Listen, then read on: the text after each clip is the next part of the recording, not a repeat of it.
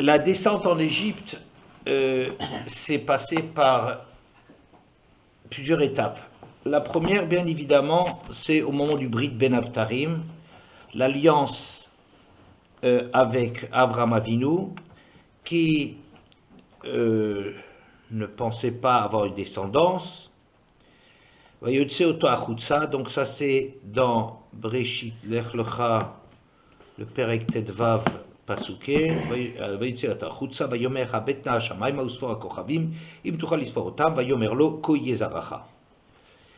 Il le sortit et lui dit, jette un regard sur le ciel et compte les étoiles. Si tu arrives à les compter, et il lui dit, c'est ainsi que sera ta descendance.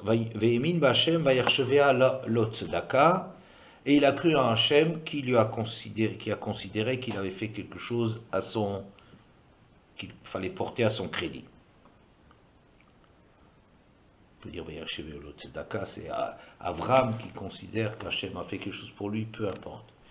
Rashi là-dessus, Vemin Ba'Hachem, qu'est-ce que ça veut dire? Lo sha'al lo ot al zot. Il lui a pas demandé un signe pour concrétiser la chose. Aval Yerushat haaretz sha'al lo ot v'amar lo bameeda. Tandis que sur l'héritage de la terre, la promesse de l'héritage de la terre, que nous allons tout de suite voir, dans la suite du texte, là il lui a demandé un signe en disant bameeda, par quoi saurais-je que c'est une chose qui est acquise. Bien, alors, donc, il a cru en Hachem quand Hachem lui a annoncé l'annonce d'une descendance nombreuse. Vayomer elav, ani Hachem asher hotzeticha miukazdim, latet lecha et haaretz hazot l'rishta, s'adresse à lui en lui disant, c'est moi Hachem qui t'ai fait sortir de Urkazdim pour te donner cette terre en possession. Vayomar, Hachem Elokim, Bama Eda ki Rachena. Il dit Hachem Elokim, Bama Eda, par quoi saurais-je que je vais en hériter? Et donc, et c'est là qu'il y a le fameux Brit Ben Abtarim, cette alliance avec la promesse, qui conclut par ces mots bien connus. Vayomer l'Avram, Yado ateda ki ger yezaracha beretz ulahem, vavadum veinu otam, 400 shana, וגם את הגוי אשר יעבוד הוא דן אנוכי ואחריכן יצאו ברכוש גדול. Et il dit à Avram, savoir tu sauras que ta descendance sera étrangère dans un pays qui n'est pas le leur, on les asservira, on les opprimera pendant 400 ans, et le peuple qu'ils serviront, je le jugerai, et ensuite ils sortiront avec de grandes richesses. Oui. Alors, donc, Rashi donne un premier pshat qui est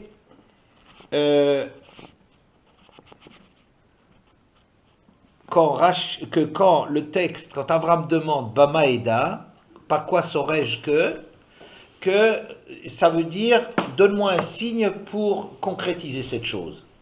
Bon, ça c'est toute une soubia de savoir en quoi s'il y a une promesse d'Hachem et qui s'accompagne d'un signe, en quoi elle a plus c'est plus une garantie, c'est comme un kinyan, c'est pas une potentialité, une possibilité seulement, mais c'est aussi quelque chose comme un kinyan, quelque chose qui est concrétisé, d'accord, comme un kinyan. Il y a une acquisition là-dessus. Le deuxième pshat que Rashi donne, Davar acher, Bama Eda, par quoi saurais-je, Lo sha'al lo ot, ce ne serait pas pour lui donner un signe. Ela amar le fanav hodieni be'eze zchut hitkaimu ba. Mais ce qu'il veut lui demander, c'est fais-moi savoir grâce à quel mérite ils pourront rester en Eretz. Amar lo hakadosh baruch hu bizchut hakorbanot, ça sera par le mérite des korbanot, comme on va voir dans le Ben Abtarim. On va lui parler de une allusion à toutes les corbanotes. Bon. D'abord, une difficulté, quelque chose que j'ai jamais bien compris. Si Avram demande Bama Eda, par quoi saurais-je? Oui. Alors, à la rigueur, le premier pshat de Rashi passe encore, c'est-à-dire, il lui demande un signe pour concrétiser la chose. Ben, Maïda, a priori, ben, si je te le dis. Si je te le dis, tu le sais parce que je te le dis. Qu'est-ce que ça veut dire lui donner un signe? Le signe, c'est simplement que c'est confirmer quelque chose qui ne serait qu'une promesse à un certain niveau théorique, qui parlait d'un potentiel chez Abraham, et qui va se concrétiser par un kinyan. Est-ce que c'est Bama Eda? Est-ce que c'est ça la traduction véritable de grâce à quoi je saurai? Tu sais parce que je te le dis. Maintenant, comment est-ce que tu sais que cette chose-là effectivement va se réaliser? Ce serait parce que je te donne un signe, n'est-ce pas? À la rigueur. Mais le deuxième pshat, il est carrément difficile. Il dit, grâce à quoi je pourrais rester dans cette terre? Moi, j'aurais écrit, enfin, heureusement que ce n'est pas moi qui ai écrit la Torah, on n'en est pas encore là, Eda Bema, que je sache, ça vous étonne que j'envisage cela? Oui, je pense qu'il y aura encore quelques années de travail, mais avec un travail régulier, on peut atteindre des sommets que soi-même on n'imagine pas. Alors, j'aurais dit Eda Bema, que je sache grâce à quoi j'ai la terre, pas Bama Eda, par quoi saurais-je? Par quoi saurais-je? Je ne viens pas dire quel est le moyen de rester dans la terre, que je sache grâce à quoi? Eda Bema, oui, bon, ça c'est déjà une difficulté. Ensuite, il y a à remarquer qu'au début, la question d'Avraham Avinu, elle est Bama Eda, grâce à quoi saurais-je que j'en prendrai possession? Et Hachem lui dit, finalement, Yadoa Teda. Il lui dit, savoir tu sauras. Il aurait dû lui répondre sur le même mode que l'interrogation d'Avraham Avinu, Bama Eda, Teda. Oui, pas Yadoa Teda qui guérit en ça, Teda qui guérit Zaracha. N'est-ce pas? Ensuite, une difficulté encore dans le texte, peut-être c'est Yadoa Teda qui guérit Zaracha. Alors, on a tellement l'habitude de traduire certaines parties de la Torah qu'on ne fait même plus attention. A priori, 70-80% des occurrences de qui, c'est parce que. Et ce n'est pas que. On peut, à défaut de mieux, interpréter Kib, Arba le Shonot, qui ont 4 significations possibles, mais en général, sache car ta descendance. Mais ça, évidemment, c'est impossible à dire. Tu sauras parce que ta descendance. Non, sache, savoir, tu le sauras parce que ta descendance sera. Bon, c'est un petit peu difficile. D'ailleurs, ça ne vient pas tellement en réponse à la question d'Avraham Avinu, qui dit par quoi je saurai que ma descendance en hérite. N'est-ce pas? Bon. C'est quelques-unes des questions sur l'annonce de cet asservissement en Égypte.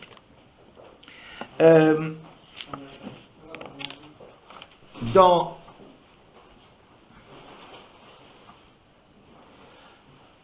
le début du processus, donc, de l'esclavage,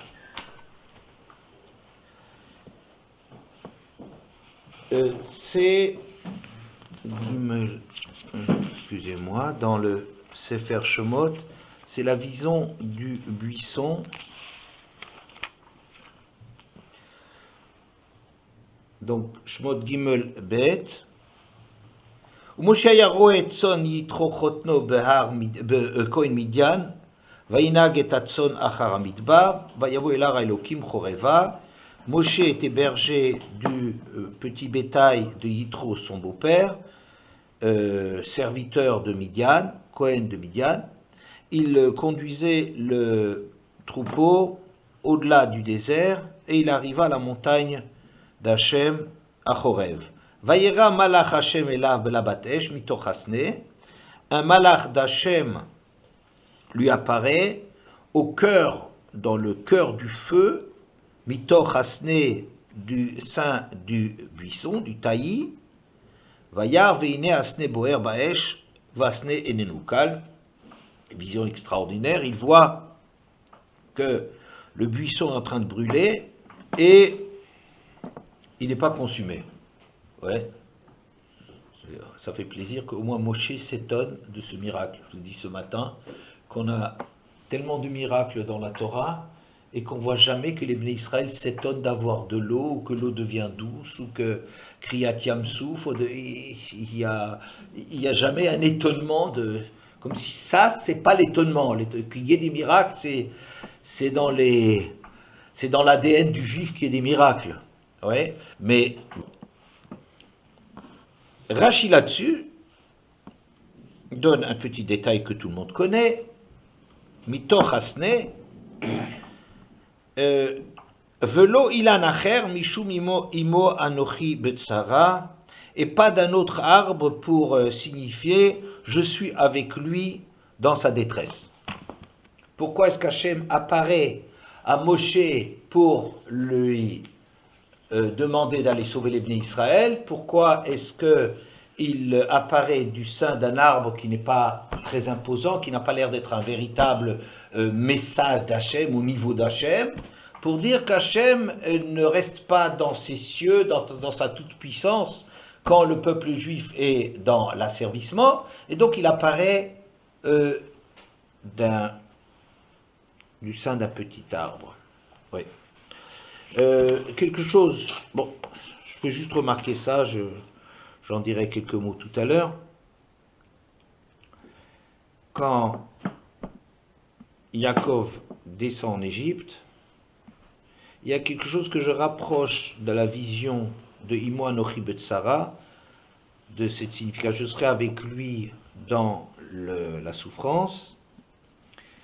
Et quand Yaakov va rejoindre Yosef, donc dans le Perek Vav, au début du Perek, pratiquement, Vayomer Anochi Akel Eloke Avicha, Al tira merda Mitzrayma, Kil Goy Gadol Asim Chasham, ne crains pas de descendre en Égypte, car c'est une grande nation que je ferai de toi là-bas.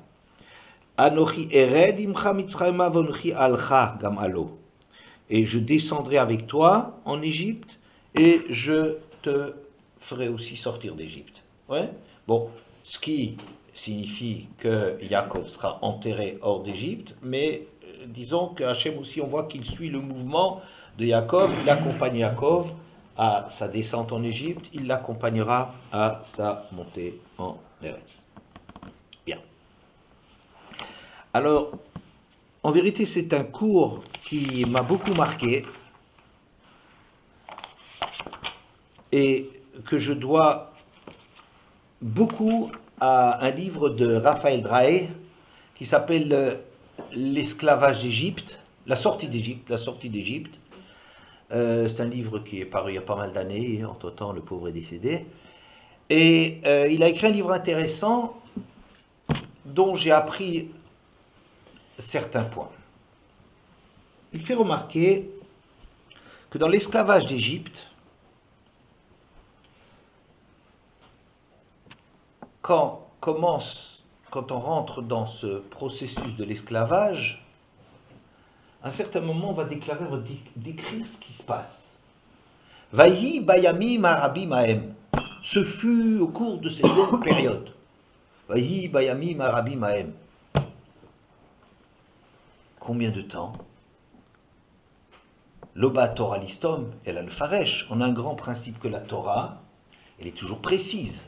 Et quand il y a quelque chose qui semble imprécis, il y a toujours des règles pour arriver à trouver quelle est l'intention de l'auteur, n'est-ce pas? D'Hachem. Il y a toujours, par exemple, quand on ne dit pas un pluriel, alors c'est deux, c'est le minuscule pluriel. Combien de coups dans le compte de 40, ça sera 30. Bon, peu importe, on ne va pas ici faire un cours sur les moyens d'étudier la Torah, mais de savoir que la Torah qui toujours exprime les choses d'une façon précise, ici, Vayi bayamim harabim haev. Vayakom melech chadash al Mitzrayim. Vayakom melech chadash. La même chose, imprécision. Mais qui sait comment il s'appelle? Peu importe, c'est le même, c'est pas le même, il a changé de nom, Et il dit quelque chose de très intéressant. Qu'en vérité, il y a une façon de subir les événements dans l'esclavage qui est sous forme d'une masse, un poids, la charge d'une période. La précision que je peux te dire, c'est la précision précise de la chose. Vayi bayamim arabim ahem. On n'est pas en train de dire mais combien de jours? Non, on n'est pas en train d'étudier parce que la précision de cela, c'est bayamim arabim ahem. La précision de un nouveau roi qui vient, peu importe qu'il s'appelle Toutankhamon ou Ramsès II, 3 ou 5. Peu importe, on ne s'adresse pas, il y a des événements qui nous touchent et qu'on subit au lieu que de les intégrer.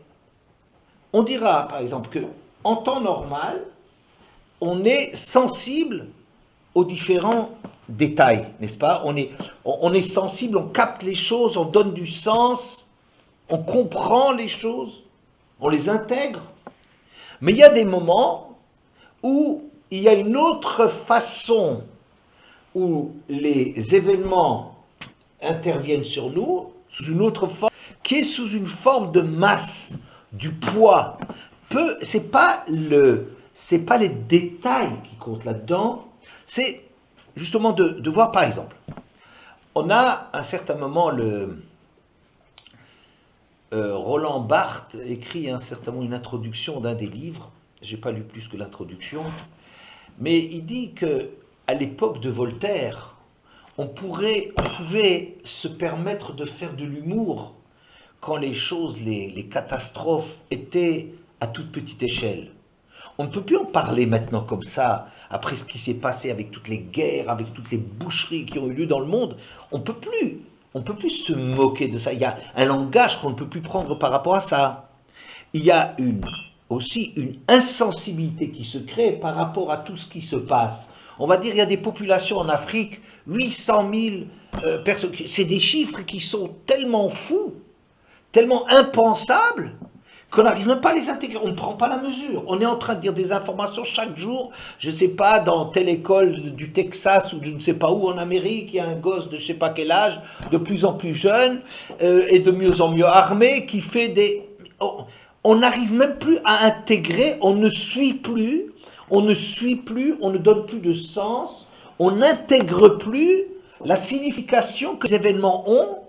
Ça ne veut pas dire que les événements n'ont pas d'importance, n'influent plus sur nous. Mais ils vont influer à la longue par le fait qu'il y a une telle quantité. C'est comme plutôt un dégoût qu'on dirait, mais qu'est-ce que c'est que ce monde? Mais c'est insupportable. Chaque jour, les nouvelles sont pires chaque jour que la veille. Où est-ce qu'on va? Qu'est-ce qui se passe dans notre monde? Une espèce d'incrédulité qu'on a d'affronter un monde dont on ne prend pas la mesure précise de telle ou telle situation, mais on se rend juste compte qu'on n'arrive plus à suivre, on est abasourdi, on est écrasé par la quantité de malheurs et de scandales, on ne sait plus, les choses ne veulent plus. La façon d'en parler, Vayi, Bayamim, Harabim, Haem, c'est le processus, l'évolution dans laquelle on n'arrive plus à suivre, dans lequel, tu sais, la Torah qui est tellement précise, oui, elle est précise. La précision qu'il y a, c'est que la durée, à force de durer, il y a quelque chose qui se passe. Oui? Vous imaginerez par exemple une étude intelligente sur le début de la 5e symphonie de Beethoven. Oui, on dit ta ta ta ta. Oui, alors c'est très connu que la même chose est répétée. C'est une progression. C'est pas la même note qui est reprise 3 fois de suite. C'est qu'il y a une intensité dramatique, il y a un contenu qu'à force de répétition, le sens va se déplacer, alors que c'est la même note qui va être... Mais il y a une puissance là-dedans, je sais pas, il y a un contenu qui se dégage par l'accumulation de... Ça c'est quelque chose de c'est très ponctuel, n'est-ce pas? Mais il y a, dans notre façon de vivre les choses, Vayakom Melech Hadash al Mitzraïm, un nouveau roi, qui sait quoi c'est? Pour nous, c'est la même chose que les camps de concentration connaissent il y a des promotions là-bas. Enfin, c'est des promotions. De toute façon, il y a des gens qui ont des promotions là-dedans, il y a un nouveau chef là-dedans. On n'a plus rien, on n'a rien à faire avec cela. Il y a un nouveau surveillant qui arrive, mais on n'arrive plus à donner du sens aux choses. Les choses n'interviennent pas. Et cette façon très extraordinaire qu'il a me permet de comprendre la question d'Avraham Avinu. Avraham Avinu, il dit Bama Eda. Je vous dis, tiens, c'est drôle. On ne lui répond pas Teda qui guérir Zaracha. On lui répond, non, on dirait il y a Doa Teda, savoir, tu sauras. Pourquoi savoir, tu sauras? Je te demande par quoi je saurais. Oui. Je pense que c'est de ça qu'il s'agit. Quand Avraham Avinu n'arrive pas à comprendre intellectuellement, à intégrer l'information que ta descendance aura une terre, donc on ne peut pas lui expliquer. Avraham Avinu il bute sur un problème. Ça peut être le problème que, étant donné qu'il sait qu'Hachem est juste, ça fait partie d'une des midotes, et Hachem est équitable, il est juste, c'est émettre une notion de comment tu peux m'affirmer que j'ai droit à une terre. Mais c'est, à moins que c'est un scoop, quoi, Hachem lui annonce ça, mais ça c'est jamais intéressant. Les annonces par avance, il ne faut pas trop essayer d'expliquer la Torah par des révélations comme ça. En général, c'est pas de cet ordre-là. Mais comment on peut m'affirmer, à moi, que ma descendance, dans je ne sais pas combien d'années, elle pourra avoir droit à cette terre? C'est pas normal. Je bute sur une compréhension de ce qu'on est en train de me dire. Oui. Qu'est-ce qu'on va lui répondre? La façon de le comprendre, ça ne sera que par un vécu qui va développer des choses, qui va déployer, qui va révéler des choses à l'intérieur de toi, qui vont te donner une réponse que tu es incapable d'entendre. Quand tu demandes Bamé Eda, je dirais grâce à quoi? Moi je laisse le texte, en vérité je me propose de laisser le texte dans son pshat. Pas de chercher grâce, non pas des grâce à quoi je resterai dans cette terre, c'est Eda Bema. Mais comment saurais-je, Bama Eda?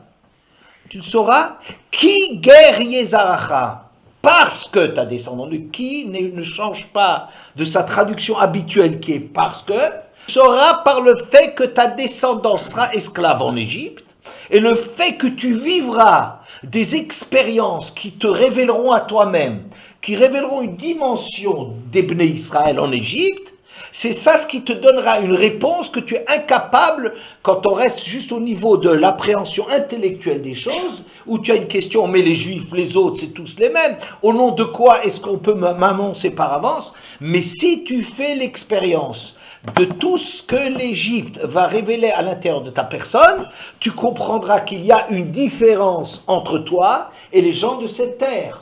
Oui, comment c'est marqué dans la Torah, l'autoné, comment c'est marqué, l'autonou evet qui guérim haïtem beretz Mitzrayim, n'opprime pas, ne dit pas des méchancetés, ne fait pas des remarques à l'esclave, parce que tu sais ce que c'est, tu as un vécu, tu as quelque chose qui te permet, qui devrait te permettre d'affronter les problèmes des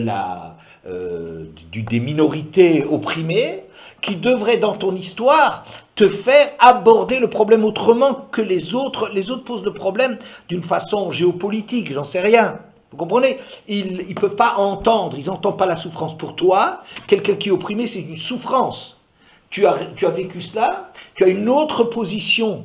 Oui, il y a des choses qui ont changé à l'intérieur de toi ou des choses qui sont révélées, une profondeur de te rendre capable de recevoir la Torah, c'est-à-dire quelque chose qui va répondre à la question. Tu sais pourquoi tu auras droit à cette terre? Parce que toi, tu es quelqu'un qui fera autre chose de cette terre que ceux qui sont dessus.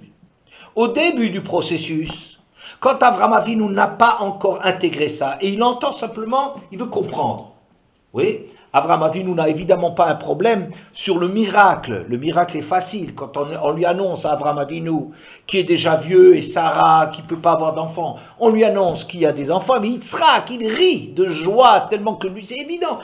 Un miracle, c'est bidon, c'est rien du tout, c'est zéro pour Hachem. Et il n'a pas le moindre problème quand on lui annonce qu'il aura une descendance nombreuse. Il s'en réjouit parce que c'est évident, si Hachem il me le dit, parce qu'il y a juste une difficulté technique du miracle. Ça, c'est pas une difficulté. Vous comprenez, pour Hachem. Mais quand on lui dit quelque chose qui touche une terre et sa descendance, l'avenir, et ça, il ne peut pas entendre, ça s'explique pas. Ça s'explique pas. Comment est-ce qu'on peut dire une chose pareille? Comment on peut dire j'aurai cette terre? Au nom de quoi? Qu'est-ce que je ferai d'autre de cette terre? Mais qui guerrier Zaracha, par le fait que ta descendance sera asservie, et il y a des choses qui se révéleront par le processus, le long processus, la maturation très très longue de l'Égypte, oui, grâce à cela, tu pourras entendre la réponse de choses que tu es incapable de comprendre maintenant. Qui guériza, parce que ta descendance sera étrangère, tu pourras avoir la réponse que tu ne t'étonneras pas. D'ailleurs, il n'y a plus de questions. Une fois qu'ils sont sortis d'Égypte, ils n'ont pas demandé de questions du genre d'Abraham. Ils disent, mais de quel droit il y a des habitants sur cette terre. Ils ont pas de problème là-dessus. Pourquoi? Pas parce qu'il ne s'agit pas d'Abraham, mais parce qu'il n'y a pas de problème chez eux, qu'ils ont un nouveau sens, ils ont trouvé un sens dans leur vie, et ce sens nouveau qu'ils ont dans la vie va faire que pour eux, il y a du sens à recevoir cette terre. Et ce qui est intéressant aussi, c'est Yadoa Teda. Yadoa Teda, ça veut dire une compréhension beaucoup plus profonde que celle à laquelle tu aurais accédé directement. Parce qu'une compréhension qu'on a par le fait qu'on t'explique quelque chose et que tu comprends vite, tu intègres des choses, c'est extraordinaire. Mais si c'est à travers le vécu et la souffrance, à travers l'expérience que tu arrives au résultat, c'est quelque chose, une réponse que tu as de l'intérieur. La réponse a une dimension beaucoup plus forte que si tu l'avais comprise tout de suite. Là où on bute et on ne comprend pas directement, on n'arrive pas à intégrer telle information, si la réponse, le sens de cette information nous est donné à travers un vécu, c'est Yadoa Teda. Avraham Avinu Bamaeda, et c'était juste dans un... Je comprends pas. Je comprends pas comment. Comment je peux comprendre un truc pareil? Grâce à quoi Bamaeda? Grâce à quoi je peux comprendre que j'aurai droit à cette terre? On lui répond, grâce à quoi? Grâce au fait, tu le sauras à travers le fait, le Bamaeda, par le fait que ta descendance sera asservie en Égypte, et à travers cela, il y aura des choses qui se feront jour, et ce qui est très intéressant, vous savez qu'à la fin de la promesse qu'il y aura à la Goula finale, va oler etrem comme mute, je vous mènerai taille redressée. La Mara Rabbi Meir dit que j'étais komot Adam Arishon, la double dimension d'Adam Arishon.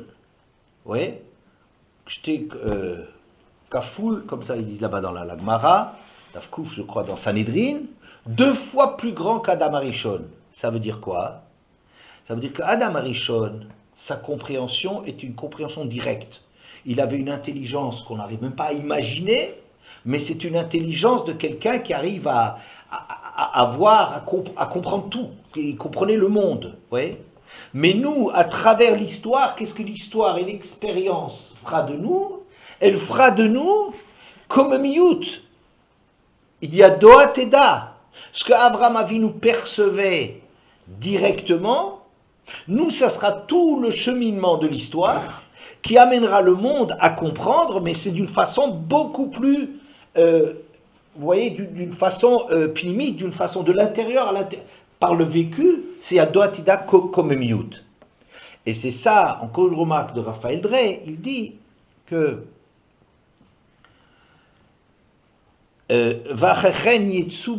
gadol, et ensuite ils sortiront avec des grandes richesses.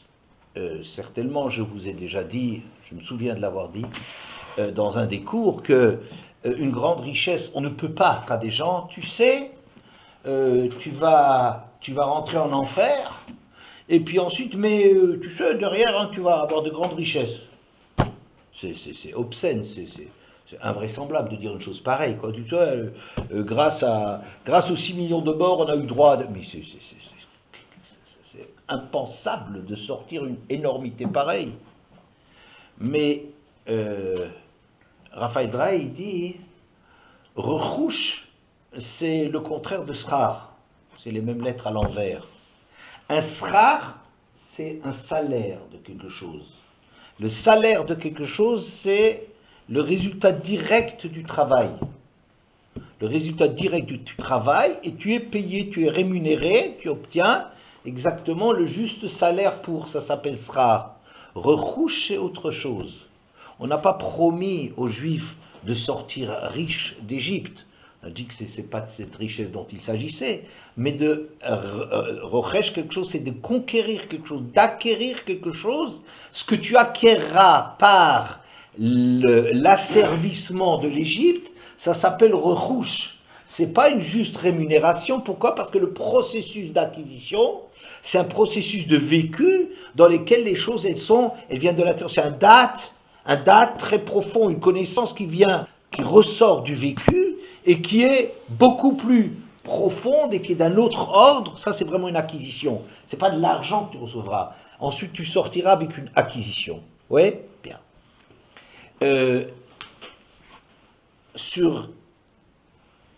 Peut-être à cause de cette base-là, je réponds à une question au début de Parshat Bo.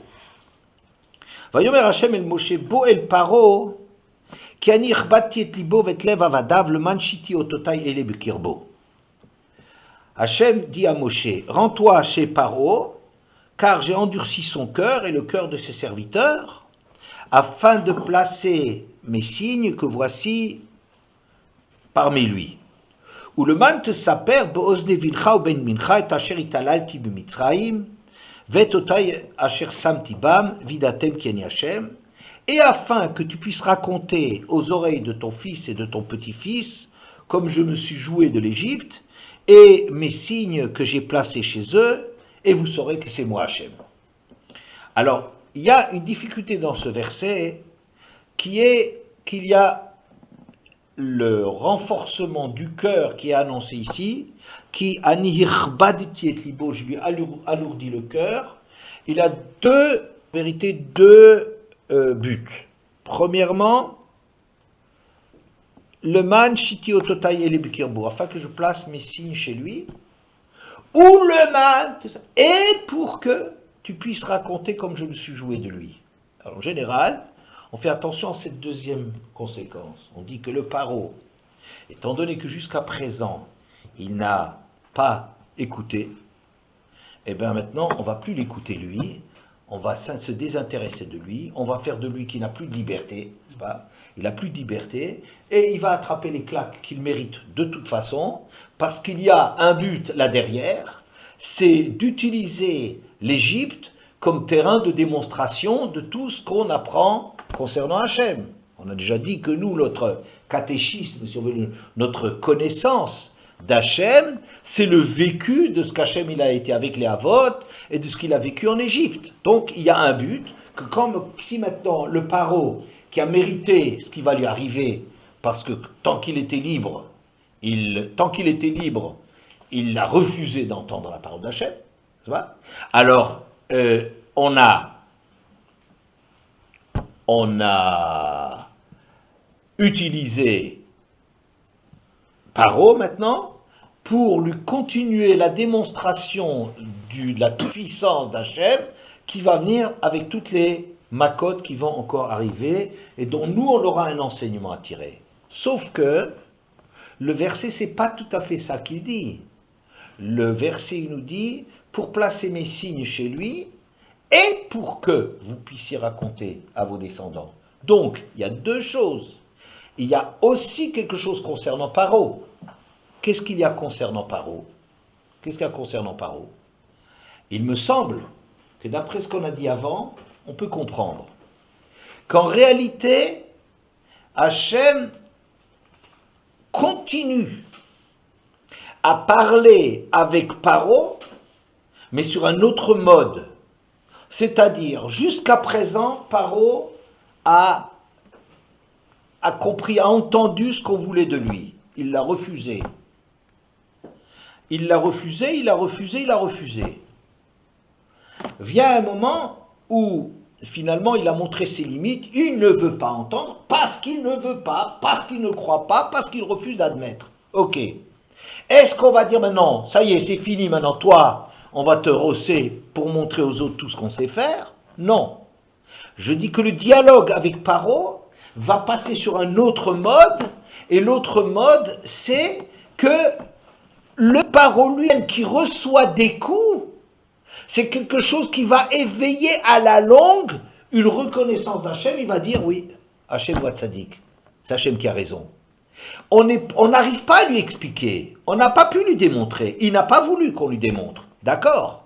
Mais est-ce qu'ici il s'agit que maintenant simplement d'utiliser Paro pour parler au Bnei Israël? C'est une partie du programme, c'est sûr, mais c'est pas suffisant. Hachem il continue à parler à Paro sous la forme de quelqu'un qui maintenant est averti et qui se sent impuissant, qui n'arrive plus rien à faire et qui est finalement la victime de son propre enfermement, jusqu'à ce qu'à un certain moment, il va comprendre, il dit Hachem wa tzadik, va mi chataim, et qui va dire oui, c'est vous qui avez raison, ce qu'il n'aurait pas accepté de dire tant qu'on avait un dialogue direct avec lui, on va le faire sur le mode de la galoute. Qu'est-ce que ça veut dire le mode de la galoute? La galoute, c'est quelque chose qui a un moyen de transformation d'une personne ou d'un peuple, peu importe, à travers un autre mode d'acquisition que l'acquisition directe. N'est-ce pas? C'est ça la galoute. Si on ne comprend pas directement, si on n'est pas au niveau 2 pour différentes raisons, ou confuse, peu importe, alors il y a un autre intérêt. Il y a un autre intérêt, c'est de faire évoluer la personne, comme on dira par exemple en français, chat échaudé craint l'eau froide. Qu'est-ce que ça veut dire chat échaudé? Un chat qui a une fois été brûlé par de l'eau bouillante craint l'eau froide. Ça veut dire qu'il y a des réflexes du corps, il y a un niveau de la personne qui réagit.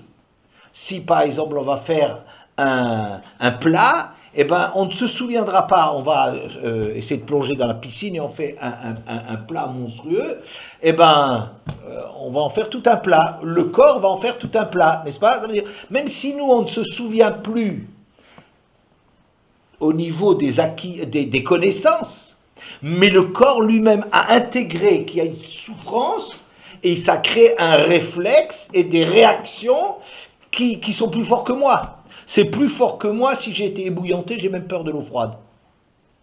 Vous comprenez? C'est aussi un mode d'acquisition. Et c'est ça donc, l'esclavage en Égypte, c'est le processus par lequel on va répondre à une question fondamentale posée par Abraham, au nom de quoi on peut hériter cette terre. Au nom de quoi on peut hériter cette terre. Et ça va être l'histoire avec son poids, avec sa durée, avec ces événements qu'on intègre autrement, jusqu'au moment où Vaïtsakou, ce qu'on a dit la dernière fois, Vaïtsakou, ça veut dire que c'est un réveil, un refus. C'est pas que maintenant les coups le font tout à fait, tout d'un coup crier, parce que crier, on a toujours quand on reçoit des coups, on a l'habitude de crier, mais ça crée quelque chose à l'intérieur de lui qui va, il y a autre chose. On est prêt pour la sortie. Dit autrement, on sait que dans la Haggadah de Pessah, on dit au rachat, Ma avoda zot lachem, ouais, on dit, puisqu'il se sort, hein, il se retire, il se met de côté par rapport au peuple, c'est lachem de l'olo. Alors, migat al milcha, tu diras, Hachem li betzeti mitraim. Hachem, à moi, pas à toi. Tu n'aurais pas été. D'accord? Bien. Mais ce verset, il est aussi utilisé comme réponse au Eno Yodé Alishol. Le Eno Yodé Alishol, c'est peut-être, on a l'habitude d'une façon un peu puérile de représenter les fils comme un enfant de 3 ans, 5 ans, 7 ans, 9 ans, j'en sais rien, quoi. C'est commode pour l'enseignement de parler et de personnaliser un petit peu son enseignement, un petit peu de le concrétiser par des tranches d'âge. Mais à part ça, que la Haggadah de Pessah a aussi d'autres niveaux d'apprentissage, quoi. Et Eno Yodea Lishol, Atptachlo, ouvre-lui, toi. Et tu diras quoi? Bavourze, la phrase qu'on répond au rachat. Bavourze asa Hashem li betzeti mimitzraim. Pourquoi le pauvre? Bishlama, on comprend le rachat qui refuse, alors qu'on lui donne une claque. Il se met en dehors, on lui donne une claque en disant, tu sais, les gens qui se mettent en dehors, ils croient être des grands, des critiques, des esprits supérieurs, mais en vérité, on ne peut jamais se libérer des chaînes de l'histoire. Oui, bon, c'est une chose. Mais l'Eno Yodea Lishol, pourquoi on lui répond comme ça? C'est pas méchant chez lui. Mais si Eno Yodea Lishol, si c'est quelqu'un qui est incapable de réveil, il n'y a pas chez lui Vaïtsakou. Il n'y a pas un éveil chez lui.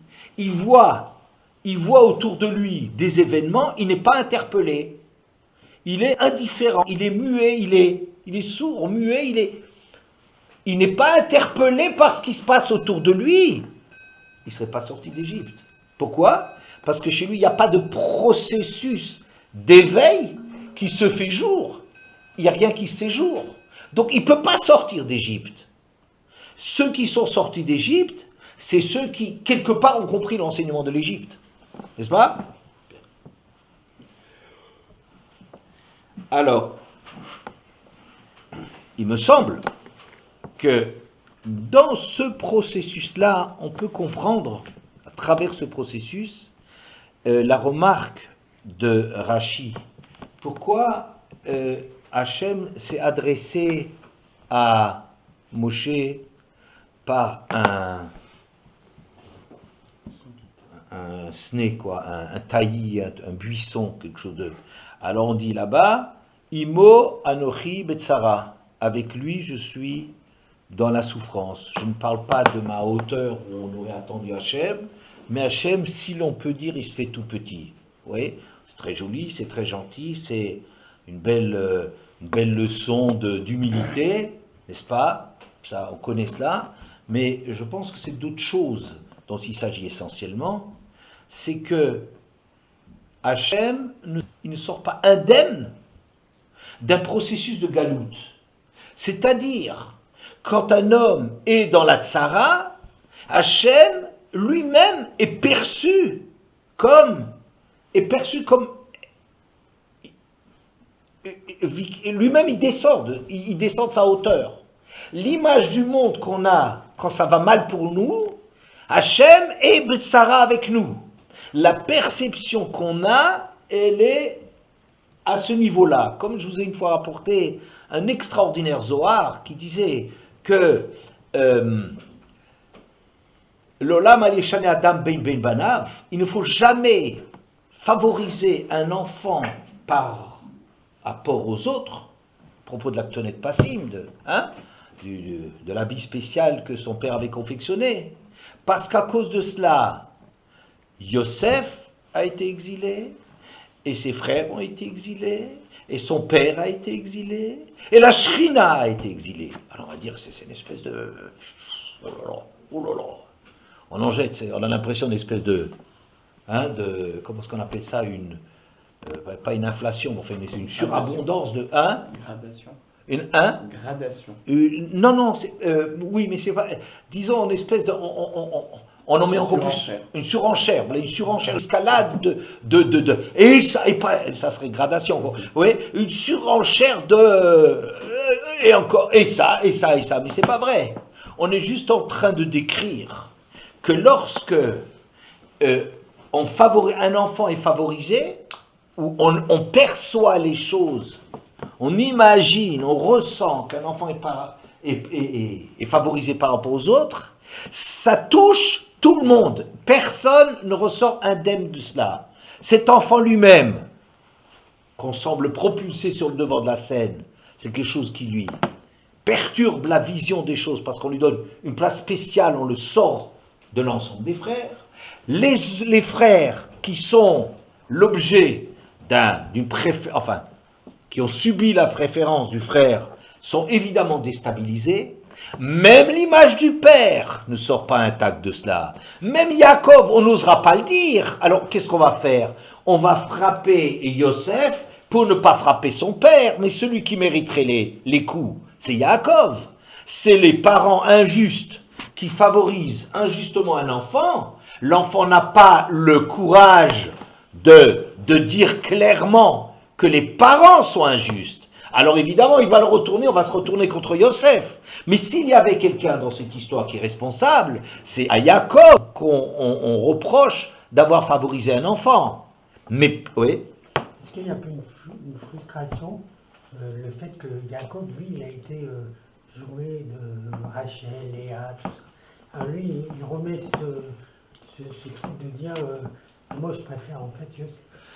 Écoute, le problème n'est pas de comprendre le pourquoi de l'agissement de Yaakov. Ici, le problème, il est, qu'est-ce qui l'a amené à, certainement je dis qu'un personnage aussi grand, je vous l'ai dit à l'époque, qu'un personnage aussi grand que Yaakov, il n'a pas besoin que la Gemara vienne lui faire une leçon, que n'importe quel parent un petit peu conscient se dit qu'il le sait, hein, on n'a pas besoin même de connaître Laurence Pernoud en disant qu'un enfant, ça se joue dans le bas âge et les préférences qu'on marque et les erreurs pédagogiques se font payer pendant toute la vie, accompagnent toute la vie les enfants quand il y a des erreurs graves qui sont causées. Alors le monde entier le sait, pas nécessairement parce qu'ils ont lu le Talmud, oui, tout le monde le sait, juste Yaakov ne le sait pas. C'est ridicule, idiot.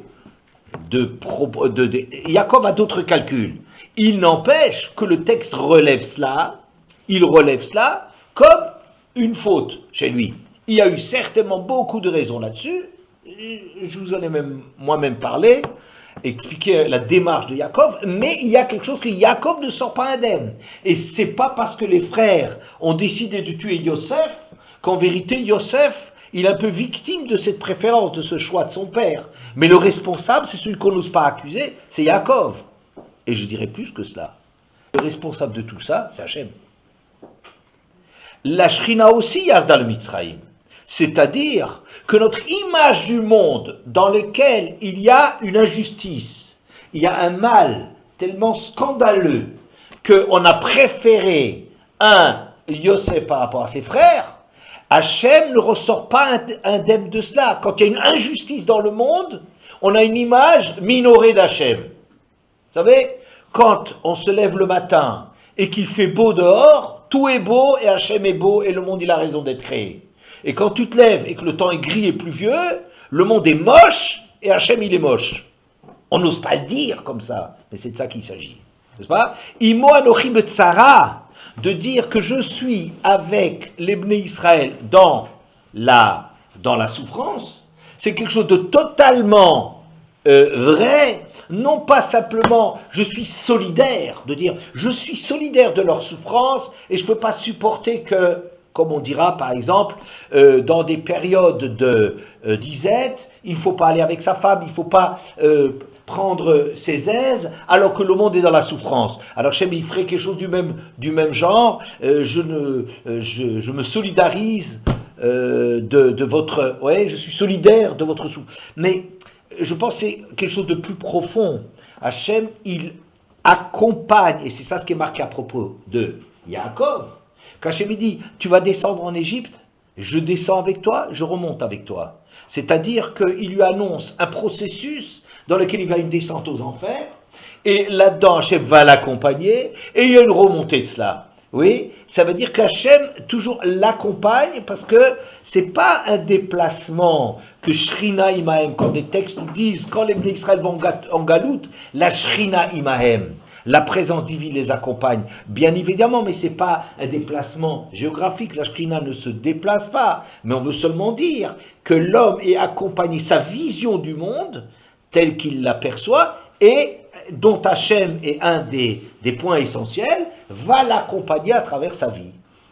Vous comprenez? C'est ça ce qu'on est en train de décrire ici. Bien.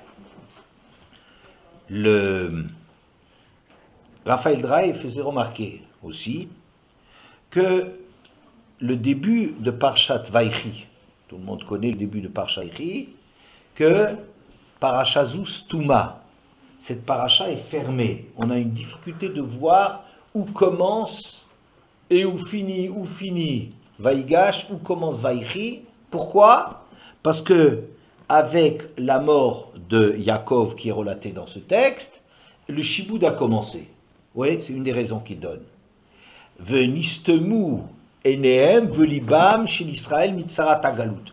Leur cœur et leurs yeux, leur vision ont commencé à être obstrués par la souffrance. Eh bien, on est en train ici de décrire cette espèce de réduction de la dimension, c'est-à-dire ce qui est annoncé à Avraham Avinu, qu'à partir d'un certain... on va lui répondre, le début de la réponse va surgir, mais sous une forme de Yadoa Teda Kiger Yezaracha, sur ce mode-là. Ça veut dire il y a un vécu à travers lequel tu vas apprendre des leçons que tu es incapable d'entendre pour le moment, oui, eh bien, ça va commencer à Nistemu Enehem Velibam. On est incapable d'entendre, on n'a plus toute sa dimension d'arriver à entendre le message d'Hachem. Ça va commencer à Nistemu Enehem Velibam Israël. Et il fait remarquer que le texte lui-même reproduit Imo Anochi Betsara. La Torah elle-même est touffue, confuse. Elle commence à rentrer dans la galoute. C'est-à-dire, il n'y a plus de ponctuation, il n'y a plus de paragraphe, il n'y a plus de... Vous voyez, cette espèce de fermeture du juif, eh bien, la Torah elle-même, qui est porteuse du message d'Hachem, si vous voulez, ben, Hachem, il est embarqué, il est en train d'être embarqué dans la galoute aussi. Il est embarqué dans la galoute, c'est-à-dire que l'expression même d'Hachem va être quelque chose de ratatiné, de replié, qui traduit bien ce qui se passe au niveau des Bnei Israël. Non seulement par solidarité, sentiment de solidarité d'Hachem, mais parce que la réalité même, c'est que si on est en galoute, le monde entier est en galoute. Et c'est pour ça que la paracha de Beshalach, dit-il, Raphaël Drey, pareil, il a dit la paracha de Beshalach, qui est la paracha de la Geoula, eh ben, le texte est aéré comme une shira. Autant on était dans l'étouffement, dans le début du processus de la galoute, autant quand ce processus de la galoute va s'achever et qu'on ressort à la lumière, alors qu'est-ce qui va se passer? Le texte, il y a de la place. Il y a une écriture de la Torah où il y a des espaces, on respire, il y a un bol d'air. Oui, oui, la Torah elle-même, où la vision d'Hachem va de nouveau, on respire dans notre vision du monde, Hachem sort en même temps que nous, et ouais. Alors, peut-être pour conclure, je voudrais vous proposer un exercice de réflexion sur Purim, sur l'exil de Purim.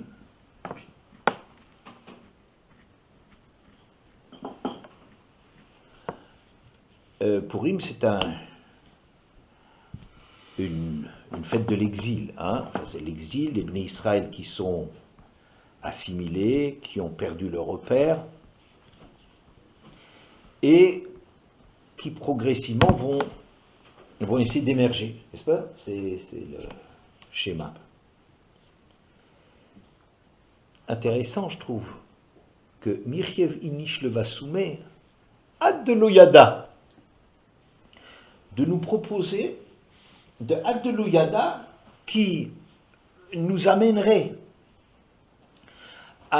au stade d'Avram Bameeda qu'on ne sait pas, c'est-à-dire que les réponses qu'on attend par le vécu, par les mitzvot de Purim qui s'adressent au corps, oui, ces mitzvot-là, finalement, c'est le mode de réponse à Ad de l'Oyada, c'est-à-dire, perds ta connaissance directe des choses, oui, tu veux sortir de la galoute, alors Ad-de-lo Yada renonce à cet esprit qui te fait comprendre les choses, mais souvent d'une façon un peu théorique, intellectuelle, et à travers le vécu de Purim, on va essayer de sortir de ce qui restait à faire. Il y a un travail à faire de Purim qui est de Adain Avde Achashverosh Anan. On reste encore